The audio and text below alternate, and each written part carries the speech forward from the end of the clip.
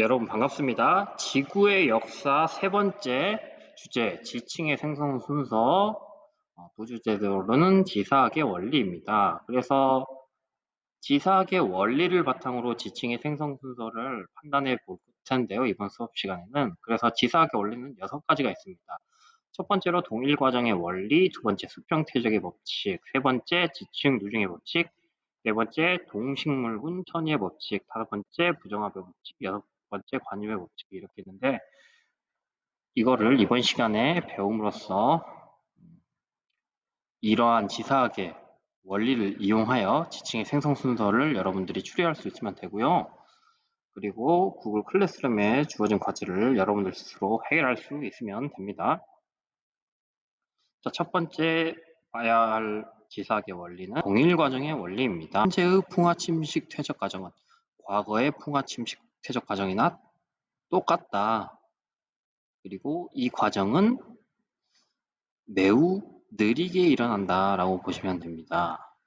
그러니까 지금 과거에 지표에 노출된 암석이 비바람에 의해 풍화 침식되고 이동하고 퇴적되는 거에 현재에도 지표에 노출된 암석이 있으면 그것이 풍화 침식되고 결국 이동을 해서 물이 있는 낮은 곳으로 이동을 해서 퇴적된다. 그것은 그 방법은 과거나 현재나 똑같다라고 하는 것이 동일 과정의 원리라고 보시면 될 것 같습니다. 그리고 두 번째 수평 퇴적의 원리가 되겠고요. 이제 퇴적되는 방법이 수평이란 얘기예요. 물속에 퇴적물이 공급이 되면 이것들이 수직으로 이렇게 쌓이는 게 아니라 수평으로 쌓인다. 만약에 수평이 아닌 이런 굴곡이 있거나 어떤 관입에 의해서 이렇게 휘어진 지층을 본다면은 이 지층의 결과는 외부에 의해 변형된 결과라고 보시면 될 것 같습니다. 그래서 정리를 하자면 퇴적물이 공급되어 물속에 쌓일 경우 지표면에 대해 수평으로 쌓인다. 만약 수직이거나 경사진 지층이 발견될 경우라면 외부의 힘에 의해 변형된 결과라고 보시면 될 것 같습니다. 뭐 습곡이 있다면은 횡압력을 받고 단층이 있다면은 뭐 정단층이라면은 장력을 받았고 역단층이라면은 횡압력을 받았고 주양이동 단층이라면은 전단력을 받았다. 이렇게 보시면 될 것 같아요. 어쨌든 퇴적은 자연적으로 수평으로 쌓인다라는 것을 알아두시면 될 것 같습니다. 그리고 세 번째, 지층 누중의 법칙입니다. 지층 누중의 법칙은 퇴적물이 공급되어 새로운 지층이 쌓일 때 맨 아래층이 오래되고 위층이 상대적으로 새로운 지층이라고 보시면 될 것 같은데요. 그래서 우리가 항상 지층을 보면은 맨 아래층이 1층, 2층, 3층, 4층인 것처럼 그래서 정리하자면 지층의 역전이 없을 경우 아래 지층이 위 지층보다 오래됐다는 것이 지층 누중의 법칙이고요.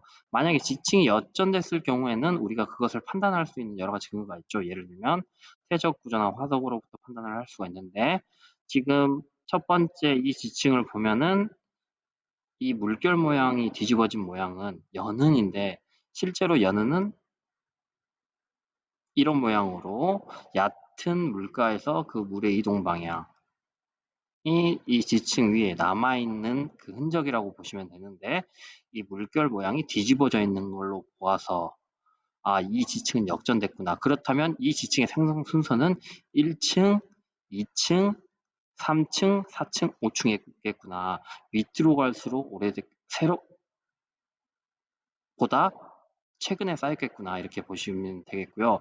그리고 외부 어떤 힘에 의해서 뒤집어졌구나라고 판단하시면 됩니다. 이것도 어떤 쐐기 모양, 이 뾰족한 모양이 위로 뾰족한 걸로 보아 이것은 이제 건열로 판단할 수가 있는데 이런 건열이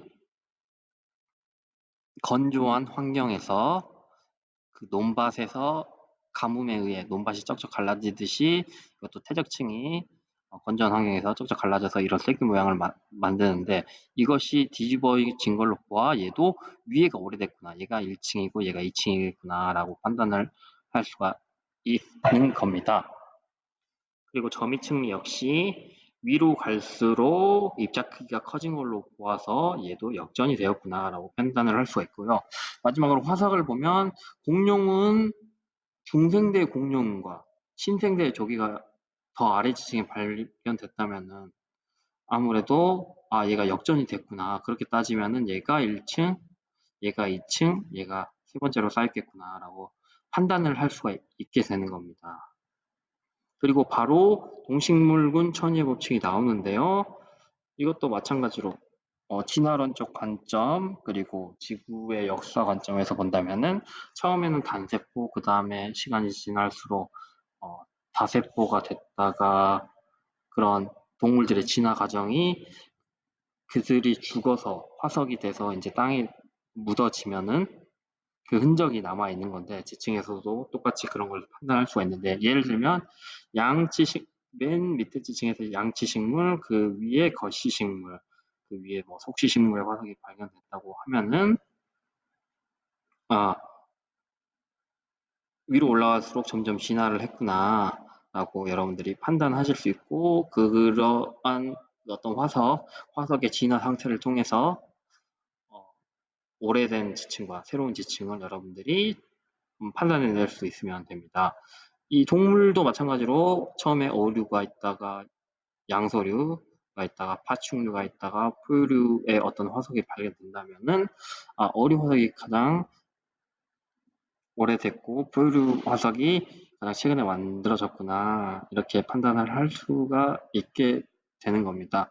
그렇다고 현재의 어류가 안 사는 건 아니기 때문에 이것도 그 시대에 살았던 어류가 어떤 어류가 있는지 이런 것들을 통해서 지층이 오래됐고 얘가 좀 더 최신에 만들어졌구나 이런 것을 판단할 수 있으면 됩니다. 그래서 즉 보자면은 정리를 해보자면은 새로운 지층일수록 상대적으로 진화한 동식물 화석이 발견되고 이를 통해 지층의 생성분을 여러분들이 해석할 수 있다라고 보시면 될 것 같습니다.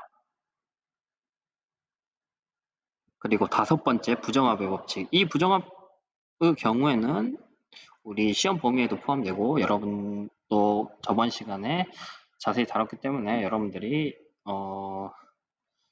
보는데 불편함이 없을 거라고 생각합니다. 일단 어떤 물 밑에는 낮은 곳에는 퇴적물이 공급되어 차근차근 쌓이고요. 어떤 외부 힘에 의해 융기가 되어서 해수면 위로 이 지층이 노출되면은 지표는 위험한 환경이죠. 왜냐면 비가 내리고 바람이 불기 때문에. 그러면 뭘 받냐? 침식이 일어나는 거겠죠. 지표에 노출됐기 때문에 풍화, 침식 이런 것들이 해서 다른 데로 이 부분이 다른 데로 이동을 하겠죠. 그래서 깎이고 나중에 먼 훗날 또 침강이 일어나고 침강이 일어나면 이제 다시 물 안으로 들어온 거기 때문에 이곳에는 이제 새로운 퇴적물이 공급되어 쌓이고 결국 이러한 부정합이 한번 이런 침식의 흔적 부정합 면을 하나 보기 위해 우리가 이제 두 눈으로 보기 위해서는 융기가 일어나야 되니까 융기가 일어났고 그래서 그 결과 이 하나의 부정합이 만들어졌는데요. 그래서 이 지층을 살펴보면은 이 지층과 이 지층은 정확관계고 또 이 지층과 이 지층도 정확관계인데 이 두 지층 사이에는 침식의 흔적이 있는 걸로 보아 그리고 또 기저여감이 있는 걸로 보아 부정한 면이 되겠고요. 그래서 여기가 1층이고 여기가 2층이고 여기가 3층이라 치면은 2층과 3층이 쌓이기 전에는 어떤 긴 퇴적 공백이 있었겠구나라고 해석을 할 수가 있게 되는 겁니다. 그래서 부정합이 생기는 이유를 살펴보면은 일단 조류운동 그러니까 융기와 침강에 의해 퇴적이 중단됐다는 거죠. 침식이 일어났다는 얘기고 그리고 또 부정합에서 우리가 배웠던 내용들을 보면은 n회 부정합이 생성되기 위해서는 몇 번의 조류운동이 일어나야 되냐 부정합 개수 플러스 한 번에 더의 융기가 있어야 되고 부정합 개수만큼의 침강이 일어나야 된다는 것 우리가 배웠고요. 그리고 부정합의 종류는 평행 부정합, 경사 부정합, 난정합이 있는데 이것들을 판단할 수 있는 것은 평행 부정합의 경우에는 기저영합이 반드시 나와야 되고, 경사 부정합은 기저영합이 있을 수 있고 없을 수 있지만 습곡이 반드시 있어야 이것이 경사 부정합이라는 것. 어쨌든 그 윗지층과 아랫지층의 어떤 다른 지질 구조가 있어야 된다는 거. 그래서 그 밑에 습곡이나 경사진 어떤 층리가 있어야 된다는 것을 참고해 주시고요. 난정압의 경우에는 그 부정한 면 밑에 화성암이나 변성암이 있다면은 그것을 난정압이라고 한다. 그래서 부정압이냐 아니냐의 판단 근거 가장 중요한 거 첫 번째로는 기저영암으로 판단을 하고요. 두 번째로는 침식 흔적, 그리고 세 번째로는 상하 지층 간의 어색함. 그 어색함을 하면은 아랫지층은 경사져 있는데 윗지층은 평행한다거나, 아니면 아랫지층이 화성암과 변성암이 있고 그 윗지층은 퇴적층이 있다는 것. 이런 것들은 부정합이라고 라고 판단하시면 될 것 같습니다.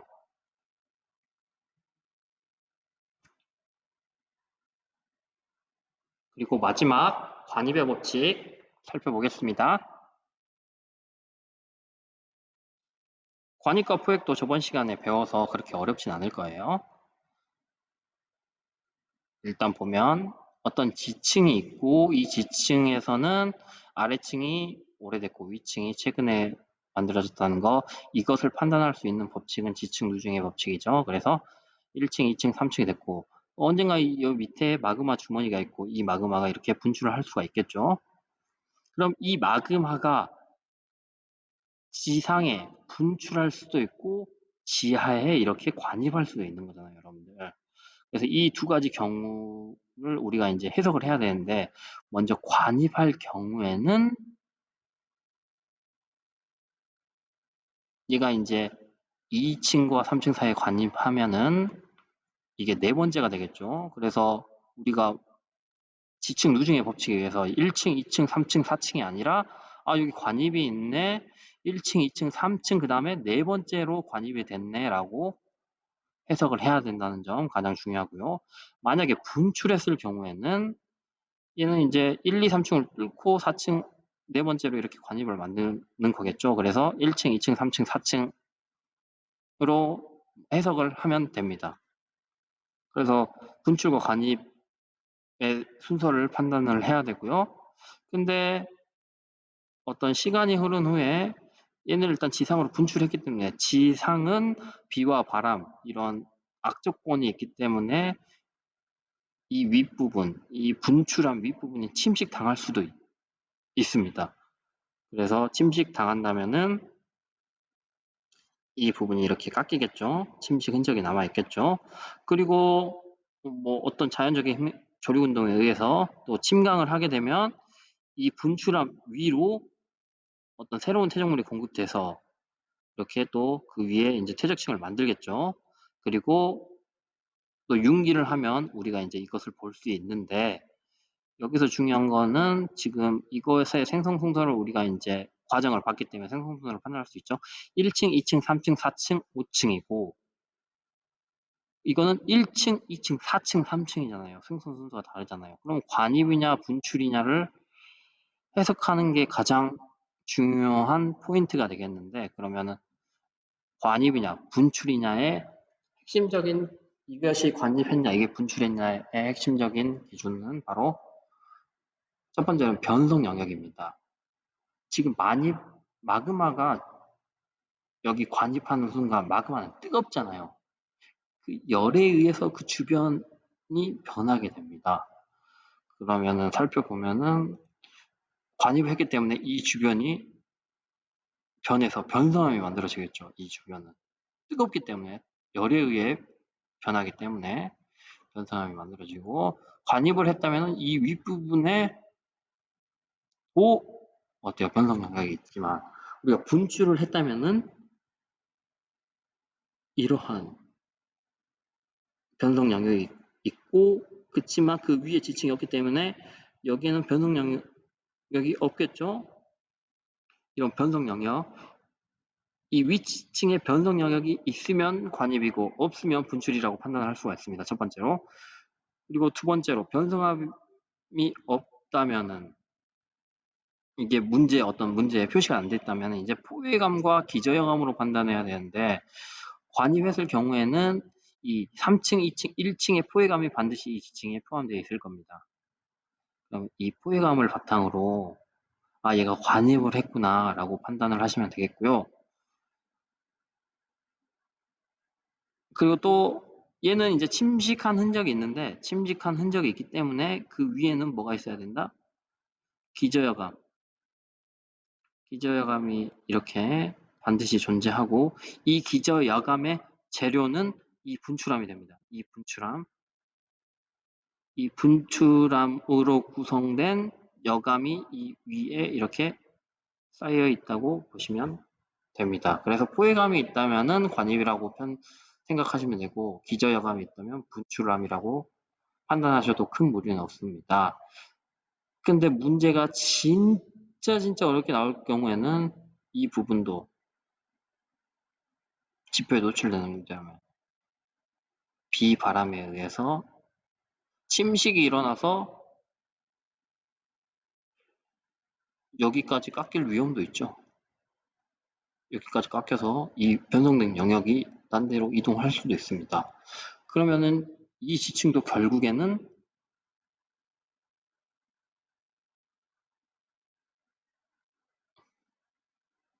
이러한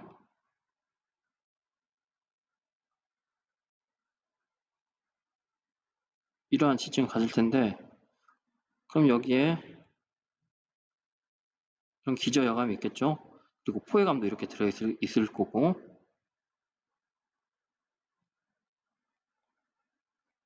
그러면 포획감도 있기 때문에 관입이라고 판단할 수도 있고 이 기저여감의 재료가 관입암의 덩어리로 되어 있다면 얘는 관입이라고 생각하셔도 됩니다. 예를 들면 이 기저여감이 화강암으로 되어 있다, 뭐 반려암으로 되어 있다, 섬로감으로 되어 있다. 그러면 얘는 관입암이라고 판단할 수가 있어요. 그리고 얘 같은 경우 이 기저여감이 뭐 현무암이다, 안산암이다, 유문암이다 라고 하면 얘는 분출했구나라고 판단해서 생성 순서를 해석하시면 될 것 같습니다. 뭐 그런 경우는 되게 문제에 주어지기 때문에 여러분들이 크게 고민하지 않아도 될 것 같고요. 그래서 관입이냐 분출함에 따라서 지층 생성 순서가 달라진다는 점 여러분들이 참고해서 어떤 다양한 지층의 생성 순서를 지사학의 원리로부터 여러분들이 추리할 수 있다면은 이 부분은 여러분들의 것으로 흡수한 거라고 판단하면 될 것 같습니다. 이렇게 해서